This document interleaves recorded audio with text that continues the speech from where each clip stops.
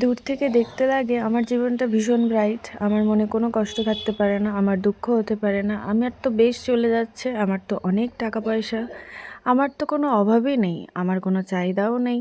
এরকম ভাবো না অনেকেই? অ্যাকচুয়াল তা না। প্রত্যেকটা মানুষ না যে যার মতোভাবে প্রবলেমগুলোকে সৃষ্টি করে, আর যে যার মতোভাবে প্রবলেমগুলোকে আস্তে আস্তে নিজের মতো করে কাটিয়ে নিতে পারে।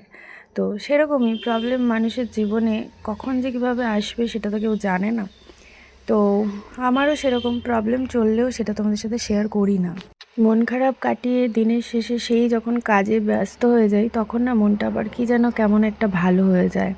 তো তখন সব কিছু কষ্ট ভুলে গিয়ে মনে হয় কাজ ছাড়া মানুষের জীবনে কিছু থাকাই উচিত নয়।